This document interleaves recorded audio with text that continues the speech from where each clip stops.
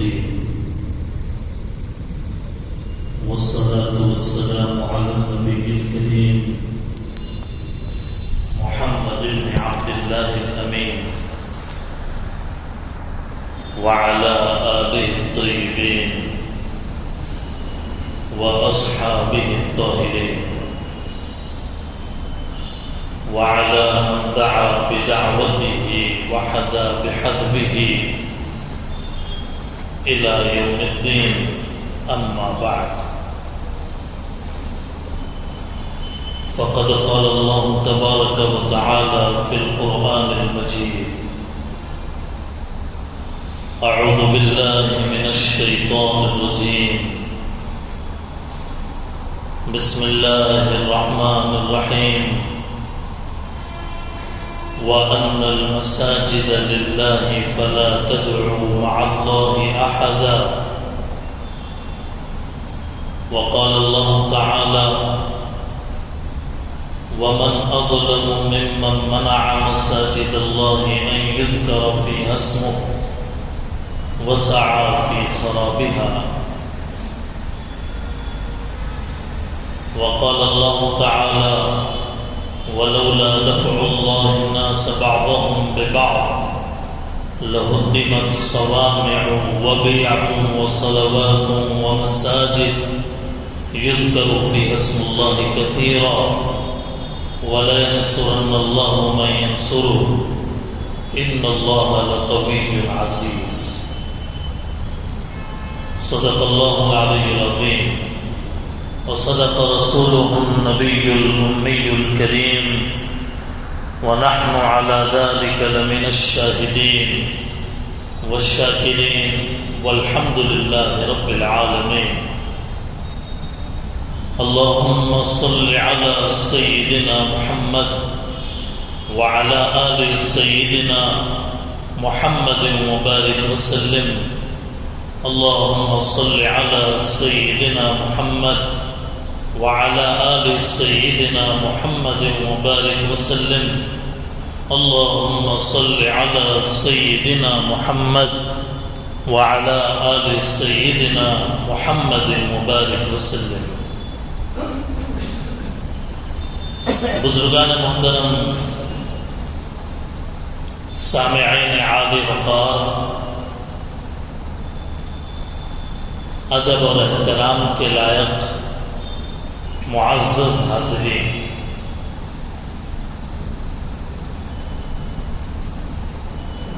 آج 6 دسمبر 2024 ہر سال جب یہ دن آتا ہے تو دل افسردہ ہوتا ہے، طبیعت بجھ جاتی ہے،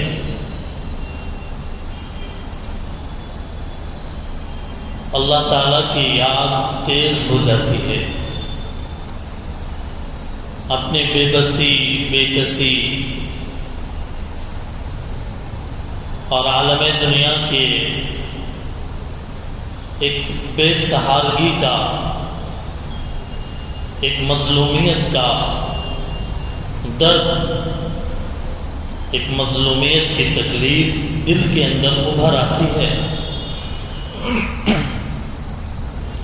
کیونکہ آج ہی کے دن، آج سے کچھ دہائیوں پہلے عالم اسلام کی عظیم الشان تاریخی مسجد بابری مسجد کی شہادت ہوئی تھی۔ ظالموں نے بابری مسجد کے گنبد پہ چڑھ کے اسے ڈھانے کی کوشش کی اور شرک اور کفریہ نعرے بلند کیے، اور یہ آج ایک حسن اتفاق سمجھیے کہ جمعے کے دن ہی دسمبر کی 6 تاریخ آئی ہے، تو اس حوالے سے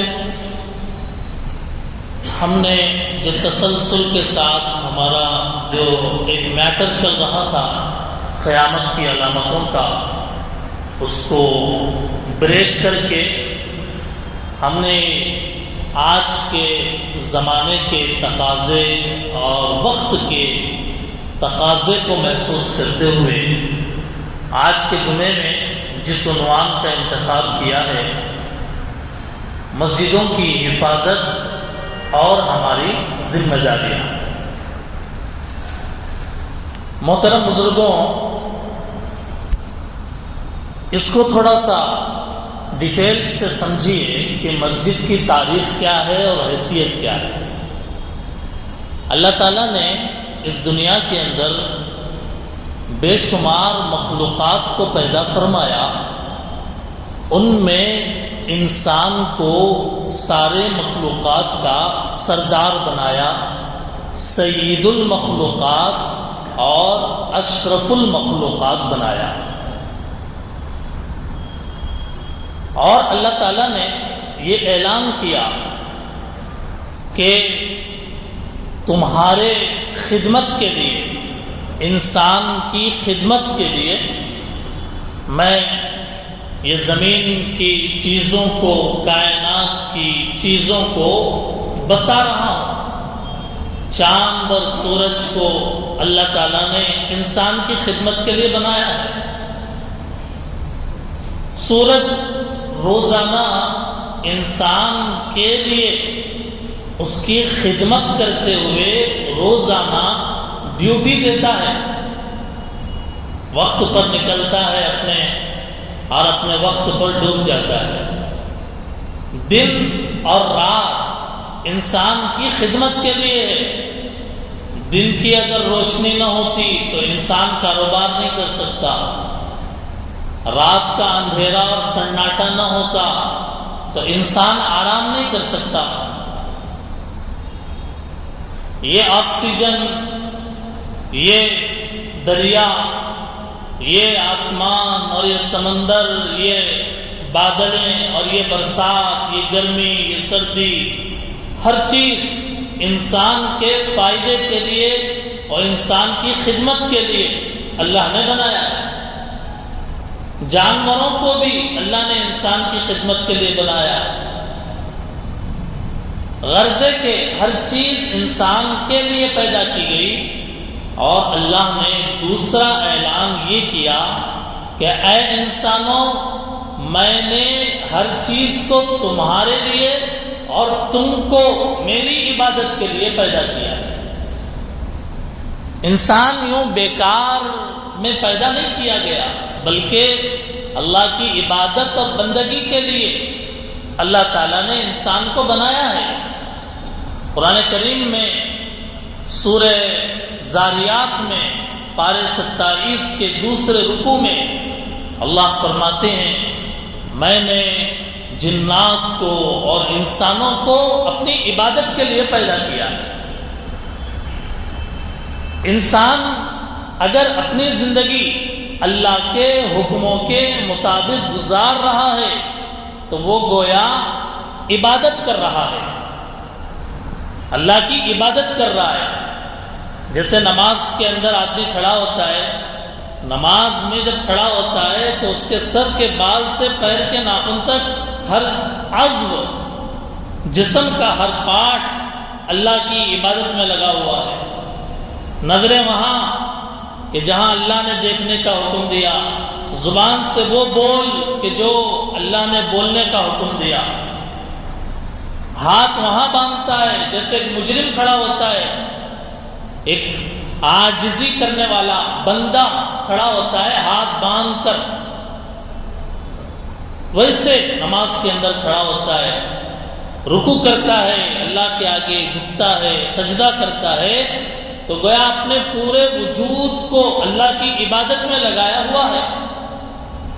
انسان اللہ کی عبادت کے لیے پیدا کیا گیا، وہ صرف ایک وقتیہ عبادت نہیں ہے، بلکہ اس کی عبادت پوری زندگی، اٹھے بستر سے سوئے بستر تک اللہ کا حکم اور نبی کا طریقہ اگر ہے تو گویا پوری زندگی عبادت ہے، پوری زندگی اللہ کی عبادت میں گزر رہی ہے، اور اس کے لیے اللہ تعالیٰ نے انسانوں کو عبادت کی تربیت دینے، پریکٹس کے لیے اور عبادت کے بنیادی مقصد کے طور پہ اللہ تعالیٰ نے اپنے بندوں کو، بندیوں کو نماز کا حکم دیا، نماز پڑھو۔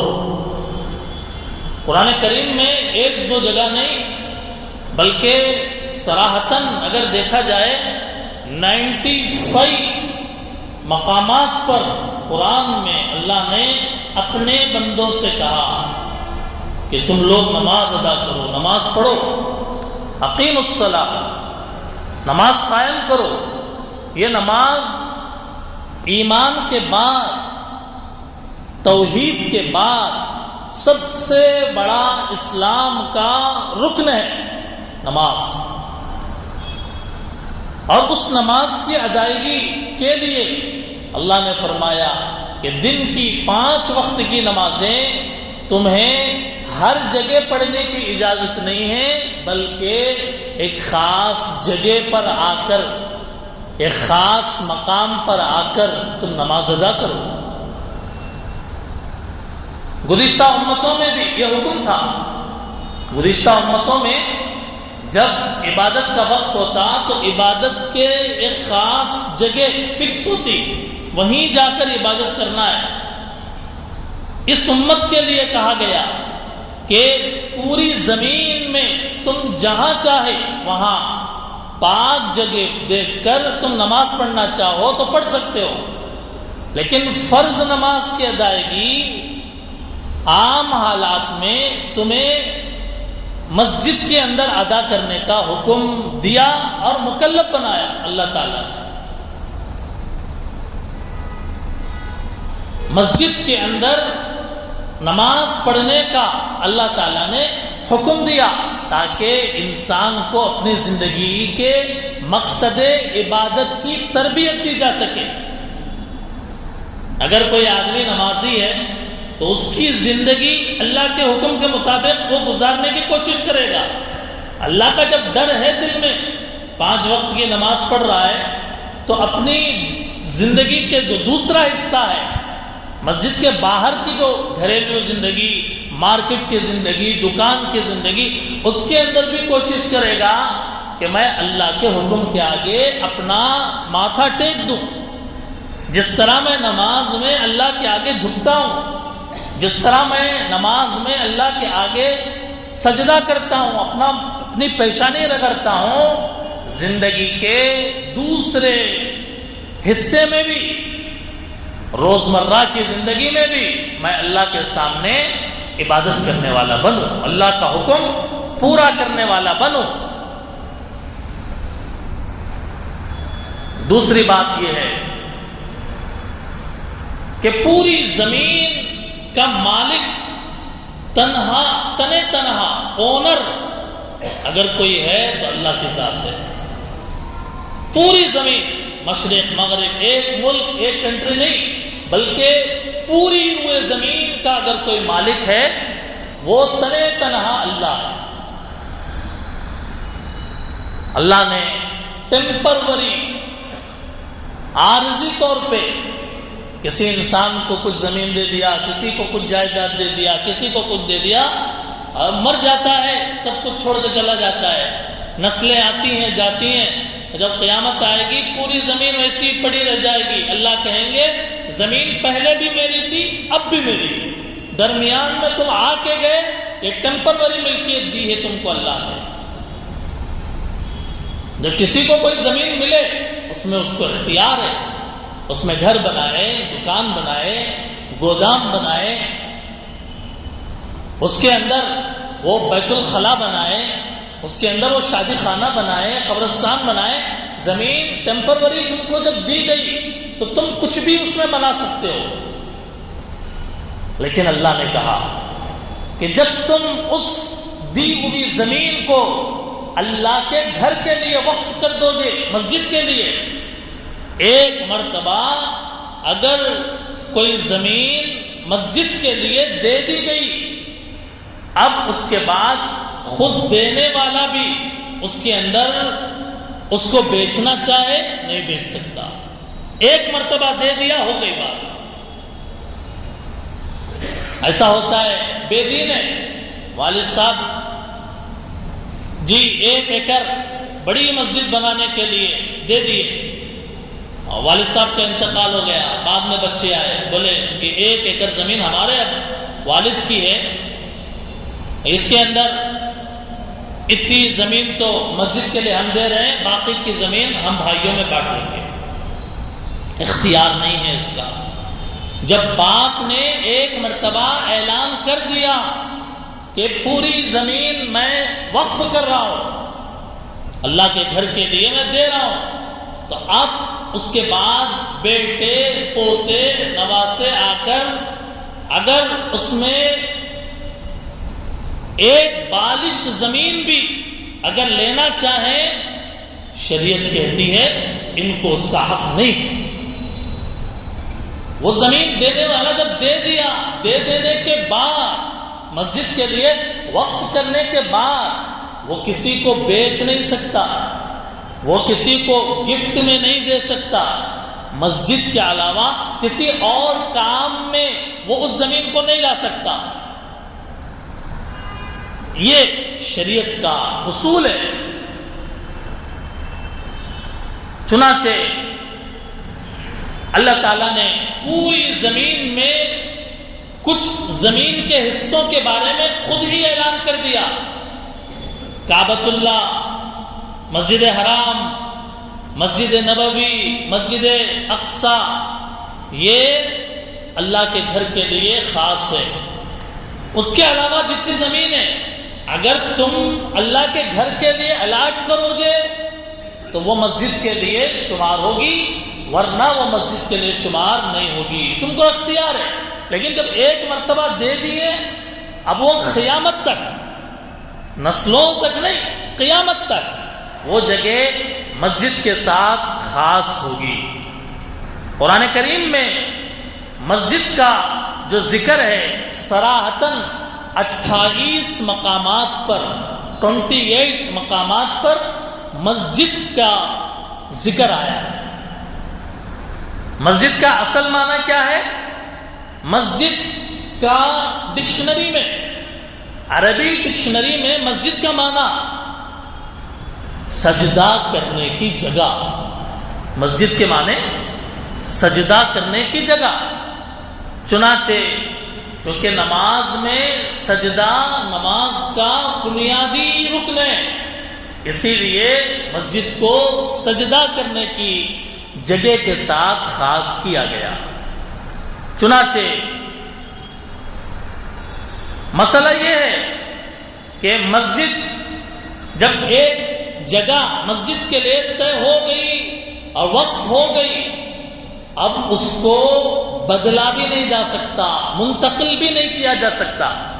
مسئلہ سمجھیے، ایک جگہ مسجد کے لیے دے دیے، بعد میں بولے یہ جگہ کے بدلے میں وہاں پہ میں زمین دے دیتا ہوں، وہ لے لو، یہ چھوڑ دو، یہ ادلا بدلی بھی نہیں ہو سکتی۔ جب ایک مرتبہ مسجد کے لیے دے دیے، اب اس کو بدلا نہیں جا سکتا، دوسری جگہ سے منتقل نہیں کیا جا سکتا۔ ایک جگہ کی مسجد اٹھا کے آپ دوسری جگہ پہ وہ مسجد منتقل نہیں کر سکتے۔ بابری مسجد کے بارے میں یہی ہوا تھا کہ عدالتوں نے یا حکمران طبقے نے یہ کہا تھا کہ اس جگہ کو چھوڑ دو، دوسری جگہ ہم آپ کو بہت بڑی زمین دیں گے، یعنی اس مسجد کو وہاں سے منتقل کر کے دوسری جگہ شمار کر لو۔ شریعت کا اصول، شریعت وہ ہے جو اللہ کا بنایا ہوا قانون ہے۔ انسان کون ہوتا ہے اس میں تبدیلی کرنے والا؟ اللہ نے کہا کہ منتقل نہیں ہو سکتا، ادلا بدلی نہیں ہو سکتی، اب ظاہر ہے کہ اس کے بدلے میں دوسری جگہ کوئی زمین نہیں لی جا سکتی۔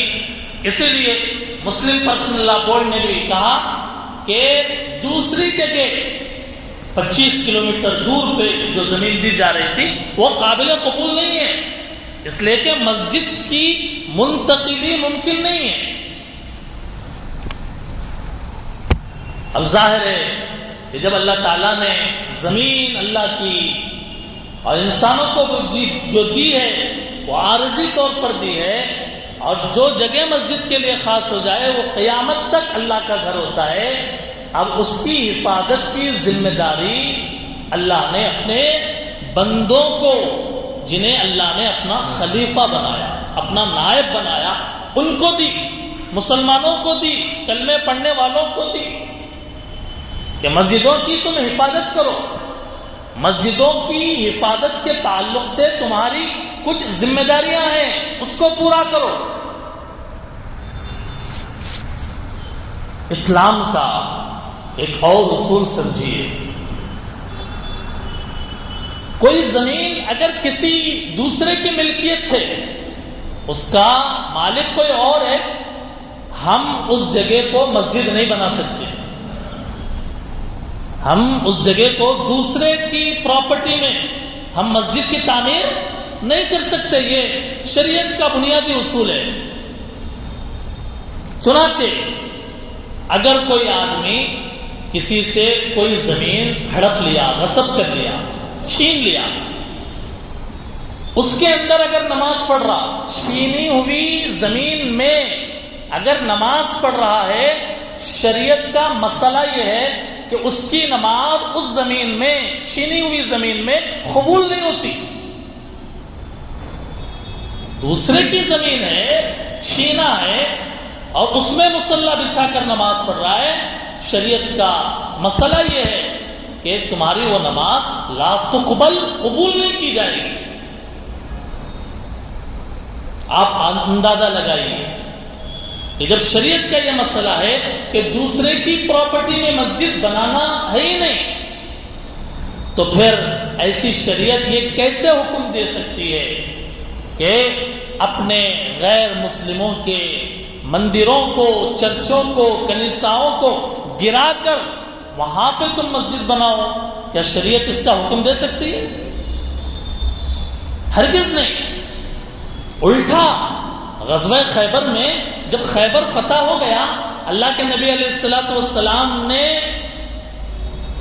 غیر مسلموں کے جو عبادت خانے تھے ان کو چھیڑا نہیں، ان کو نہیں چھیڑا، حالانکہ پاور تھا مسلمانوں کے پاس۔ حضور جب فتوحات کر رہے تھے، مکہ مکرمہ فتح ہونے کے قریب تھا، غیروں کے عبادت خانوں کو چھوڑ دیا، چھیڑا نہیں ان کو۔ حضرت عمر رضی اللہ تعالیٰ عنہ کے زمانے میں جب بیت المقدس جب فتح ہوئی، تو حضرت عمر رضی اللہ تعالیٰ عنہ نے جو عہد نامہ لکھا، اس کے اندر یہ لکھا کہ عیسائیوں کے چرچوں کو چھیڑا نہ جائے۔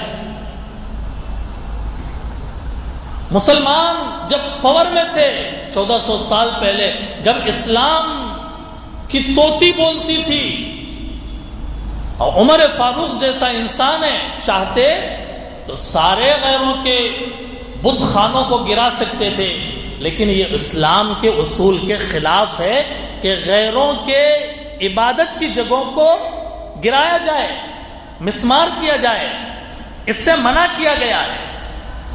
اس کے برعکس بہت سارے لوگوں نے اللہ کے گھروں کو شہید کرنے کی کوشش کی۔ چنانچہ تاریخ کے اندر بخت نصر ایک بادشاہ گزرا، اس نے بیت المقدس کے اوپر حملہ کیا، اس کو نقصان پہنچایا، توریت کے نسخے جلائے۔ اللہ نے اس کا انجام کیا کیا؟ سخت عذاب کے اندر وہ گرفتار ہو گیا، شکل و صورت کو اللہ تعالیٰ نے اس کی مسخ کر دیا۔ ابرہہ نے ہاتھیوں کا لشکر لے کر کعبۃ اللہ کو گرانے آیا تھا، اللہ نے ابابیل پرندوں کے ذریعے سے ابرہہ کے لشکر کو ہلاک کیا، چڑیوں کے ذریعے سے اللہ تعالیٰ نے ہاتھیوں کا قتل عام کیا۔ الم تر کیف فعل ربک باصحاب الفیل، کیا تم دیکھتے نہیں ہو کہ تمہارے پروردگار نے ہاتھیوں والوں کے ساتھ کیسا سلوک کیا؟ کیسے اللہ نے ان کے اوپر غول کے غول پرندے بھیجے ابابیل، جن کی چونچوں کے اندر کنکریاں تھی جو ہاتھیوں پہ ڈالتے تھے، ہاتھیاں اس کی زہرناکی سے وہیں پہ مر جاتے تھے۔ کعبۃ اللہ کی حفاظت اللہ تعالیٰ نے کی۔ دوستوں اور بزرگوں، آج اس ملک کے اندر جس کے اندر ہم رہ رہے ہیں، ہماری ذمہ داری ہے کہ اللہ کے گھروں کے حفاظت کے لیے ہم جو کر سکتے ہیں وہ کریں۔ ایک منصوبے کے تحت پورے ملک کے اندر ایک فرقہ پرست زہر پھیلایا جا رہا ہے کہ جتنی بڑی بڑی مسجدیں ہیں انہیں مندروں کو گرا کر ان مسجدوں کو بنایا گیا۔ 25,000 مسجدیں ایسی یہ نشان دہی کرتے ہیں کہ جن کی اگر کھدائی کی جائے گی تو ان کے نیچے سے مندروں کی نشانیاں اور علامتیں ظاہر ہوں گی۔ اسی لیے میں نے مسئلہ بتایا کہ دوسرے کی زمین میں اگر ہم نماز پڑھیں گے نماز قبول نہیں ہوگی، تو مندر کو گرا کر مسجد بنانا اسلام اور شریعت اس کی کیسے اجازت دے سکتا ہے؟ جو اسلام یہ کہتا ہے کہ تم غیروں کے خداؤں کو برا بھلا مت کہو، قرآن میں ہے کہ تم غیروں کے خداؤں کو برا بھلا مت کہو، وہ اسلام یہ کیسے کہہ سکتا ہے کہ تم ان غیروں کے بت خانوں کو گراؤ؟ اسلام اس کا حکم کیسے دے سکتا ہے؟ اس لیے جب یہ قضیہ اٹھا تھا، آج 6 دسمبر ہے، بابری مسجد کی یاد تازہ ہو جاتی ہے ہر سال۔ جب یہ قضیہ ہوا تھا لوگوں نے کہا تھا کہ بھئی ایک مسجد دے دو، امن و امان باقی رہے گا پورے ملک میں۔ اس وقت میں بڑے بڑے علماء نے مستقبل کے اوپر نظر رکھ کر انہوں نے کہا یہ مسئلہ ایک مسجد سے ختم ہونے والا نہیں ہے، یہ ہزاروں مسجدوں کے لیے دروازہ کھل جائے گا۔ اور آج وہی ہوا، آج صورتحال وہی ہے کہ آج بابری مسجد کے بعد گیان واپی کی مسجد جو بنارس میں ہے، بدایوں کی جو جامع مسجد ہے اس کے بارے میں، ابھی حالیہ دنوں میں تازہ واقعہ سنبل کی جامع مسجد کے بارے میں، حد یہ ہو گئی کہ نہ ان کے دست رس سے مسجدیں محفوظ ہیں اور نہ ان کے سوچ سے قبرستان محفوظ ہے، اور حد تو یہ ہے کہ ان کی بری نظریں ہندوستان کا دل اور ہندوستان کا جگر جس کو کہا جا سکتا ہے، حضرت خواجہ معین الدین چشتی اجمیری رحمت اللہ علیہ کے درگاہ مزار مقدس جو اجمیر کے اندر ہے، اس کے اوپر بھی ان کی ناپاک نظریں گڑی ہوئی۔ ایسے حالات میں جب ایک طرف پورے ملک کے اندر میڈیا کے ذریعے سے اور اپنی طاقت کا غلط استعمال کر کے یہ چیزیں ہو رہی ہے، ایک مسلمان کو جہاں شریعت کی بات معلوم ہونا چاہیے وہاں قانون کے دائرہ بھی اس سے بھی واقفیت ہونی چاہیے۔ چنانچہ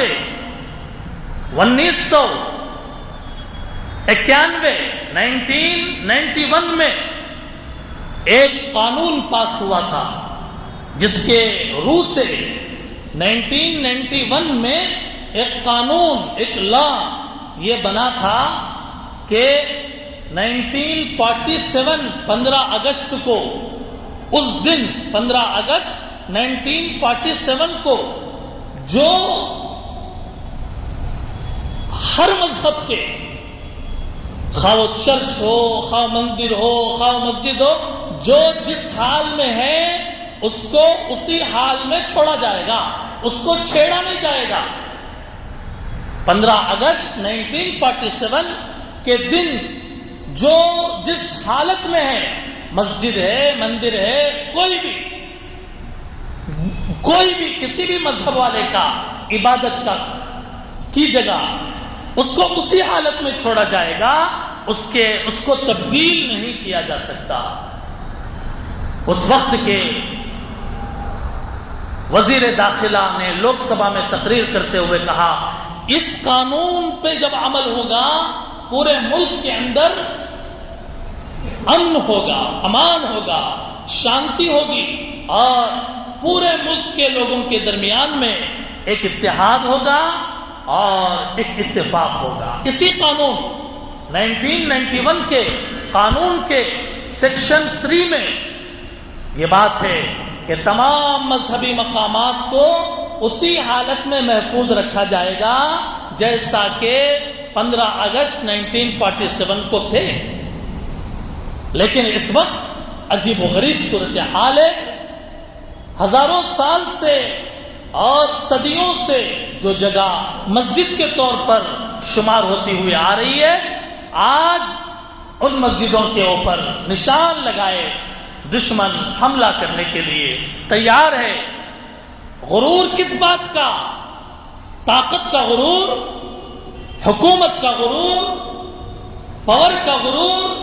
شاعر نے کہا اس رعونت سے وہ جیتے ہیں کہ مرنا ہی نہیں، تخت پر بیٹھے ہیں یوں جیسے اترنا ہی نہیں۔ ان کا دعویٰ ہے کہ سورج بھی انہی کا ہے غلام، شب جو ہم پر آئی ہے اس کو گزرنا ہی نہیں۔ دوستو اور بزرگوں، ایسے وقت میں مسلمانوں کی کیا ذمہ داری ہے، ہماری کیا ذمہ داری ہے؟ مختصر الفاظ میں میں اپنی بات مکمل کروں گا۔ سب سے پہلی ذمہ داری یہ ہے کہ جہاں جہاں ملک میں، شہر میں، ضلع میں، اسٹیٹ میں، ملک کے اندر جہاں جہاں مسجدیں بنی ہوئی ہے انہیں آباد رکھنے کی کوشش کی جائے، ویران نہ چھوڑا جائے۔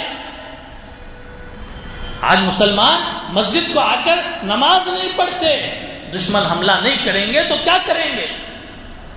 ویران گھر کے اندر حملہ کرنا آسان ہوتا ہے، آباد گھر کے اندر چور اور ڈاکو گھسنے کی کوشش نہیں کرتے۔ ویران گھر کے اندر کوشش کرتے، آباد گھر کے اندر ہمت نہیں کرتے۔ دوسری ذمہ داری جو مساجد آبادیوں سے دور بنی ہوئی ہے، جیسے دلی، حیدرآباد کے قرب و جوار میں مغلیہ دور کی اور قطب شاہی دور کی جو مسجدیں، آسان شکل یہ ہے کہ وہاں تعلیمی انسٹیٹیوٹ بنائے جائیں، تعلیمی ادارے قائم کیے جائیں تاکہ وہ آباد رہیں۔ نمبر 3، آبادی سے دور جو مسجدیں ہیں لوگ انہیں محسوس کر کے وہاں جا کر نماز وغیرہ پڑھا کریں۔ نمبر 4، جن دیہاتوں میں مسجدیں بنی ہوئی ہے، تالے لگے ہوئے ہیں، مسجدیں بنی ہوئی ہے، تالے لگے ہوئے ہیں، جالے اور کیڑے مکوڑے پڑ گئے، ممبر پہ مسلح پھٹ گئے اور پورا ویران ہے، ویران کھنڈر بنا ہوا۔ دیہاتوں میں دور نہ جائیے اپنے ڈسٹرکٹ کی بات۔ تو ہماری ذمہ داری ہے کہ جن دیہاتوں میں مساجد میں تالے پڑے ہوئے ہیں انہیں کھلوا کر ان کی صفائی کر کے اس کو آباد رکھنے کی کوشش کی جائے۔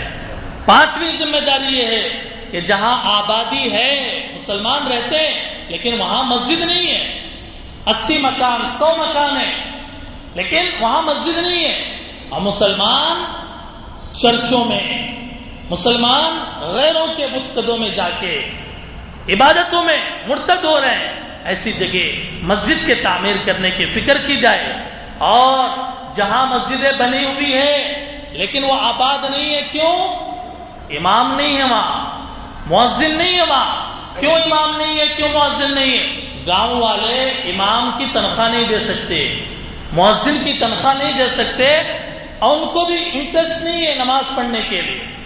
تو ایسے وقت میں امت میں جنہیں اللہ نے مال دیا، ثروت دیا، جنہیں اللہ نے دولت دیا، ان کی ذمہ داری ہے کہ ایسے دیہاتوں میں سے ایک مسجد کی ذمہ داری لے لے کہ اس مسجد کی ذمہ داری میری ہے، اس مسجد میں امام کو رکھنا، اس کی تنخواہ کا دینا، اس کی ذمہ داری میں لیتا ہوں۔ اللہ نے مجھے طاقت دیا ہے، مجھے مال دیا ہے، اس مسجد کے امام کی تنخواہ میں دوں گا، اس کے صفائی کی ذمہ داری میری ہے۔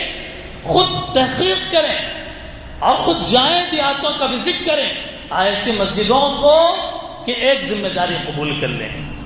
ایسے ہی دوستوں اور بزرگوں، اس وقت میں حکومت جو قانون بتا رہی ہے، عبادت خانے جب بنائے جائیں، مسجدیں جب بنائی جائیں، حکومت اس کا رجسٹریشن چاہتی ہے یا اس کی جو ضروری کارروائی ہے قانون کے اعتبار سے اس کو کمپلیٹ کریں، اس کو مکمل کریں، تاکہ آئندہ کبھی بھی ہم قانون کی زد میں نہ آئیں اور ہمارے مسجدوں کی حفاظت ہو سکے۔